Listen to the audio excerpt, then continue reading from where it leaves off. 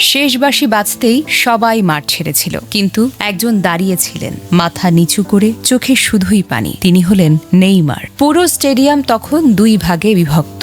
এক পাশে নরওয়ের উল্লাস, অন্য পাশে ব্রাজিলের নিস্তব্ধতা। হাজার হাজার সমর্থক গ্যালারিতে দাঁড়িয়ে আছে, কিন্তু যেন কেউ কোনো শব্দ করতে পারছে না। সেই নীরবতার মাঝখানে দেখা গেল একটি দৃশ্য, যেটা হয়তো অনেক ব্রাজিল সমর্থক কখনো কোনো দিন ভুলতে পারবে না। নেইমার কাঁদছেন। ক্যামেরা তার মুখের দিকে জুম করতেই বোঝা গেল এটি শুধু একটি ম্যাচ হারার কান্না নয়, এটা বছরের পর বছর ধরে বয়ে বেড়ানো একটি স্বপ্ন ভেঙে যাওয়ার কান্না, একটি অসমাপ্ত গল্পের শেষ অধ্যায়ের কান্না। একসময় যাকে বলা হতো ব্রাজিল ফুটবলের ভবিষ্যৎ, যিনি পেলের পর দেশের সবচেয়ে বড় তারকা হিসেবে আবির্ভূত হয়েছিলেন, সেই মানুষটি আজ বিশ্বকাপের মঞ্চে দাঁড়িয়ে বুঝিয়ে গেছেন সময় কাউকে অপেক্ষা করে না। মাত্র 17 বছর বয়সে সান্তোসের হয়ে যাত্রা শুরু। অল্প সময়ের মধ্যেই পুরো পৃথিবী তার নাম মুখে মুখে বলতে শুরু করলো।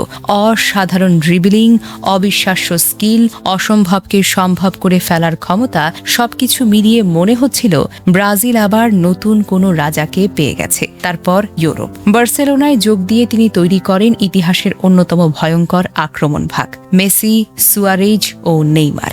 MSN ত্রয়ী ফুটবল ইতিহাসে একের পর এক রেকর্ড করে। চ্যাম্পিয়ন্স লিগ, লা লিগা, কোপা দেল রে সবকিছুই জয় করেন। এরপর আসে আরেকটি সাহসী সিদ্ধান্ত।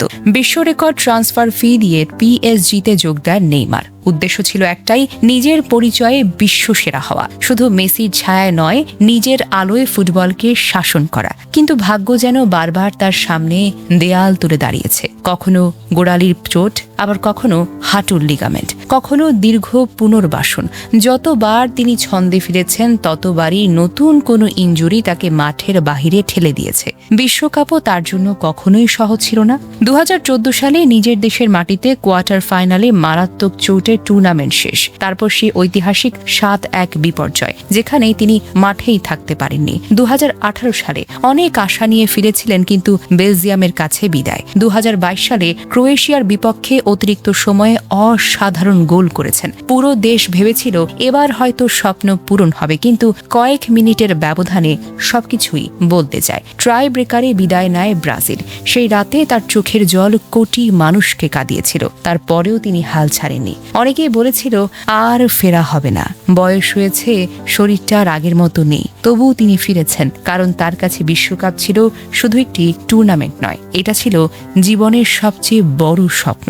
2026 বিশ্বকাপে তাকে দলে নেওয়া নিয়েও কম বিতর্ক হয়নি। অনেকে প্রশ্ন তুলেছেন, এই নেইমার কি এখনো ব্রাজিলকে কিছু দিতে পারবেন?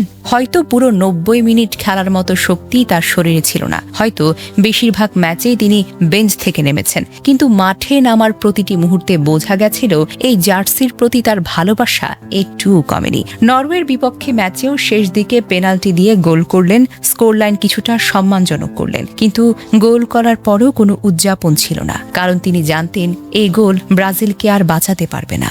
শেষ বাঁশি বাজতেই তিনি হাঁটু গেড়ে বসে পড়লেন। চোখের পানি আর আটকে রাখতে পারলেন না। সতীর্থরা এসে তাকে জড়িয়ে ধরলেন, কেউ কাঁধে হাত রাখলেন, আবার কেউ সান্ত্বনা দিলেন। কিন্তু কিছু স্বপ্ন ভাঙার শব্দ বাহিরের মানুষ শুনতে পায় না। তারপর এলো সেই কথাগুলো, যেগুলো শুনে অসংখ্য সমর্থকের চোখ যেন ভিজে উঠেছিল। আমি চেষ্টা করেছি, সত্যি আমি চেষ্টা করেছি। এখানেই শুরু হয়েছিল আর এখানেই শেষ হলো। এখন সব শেষ।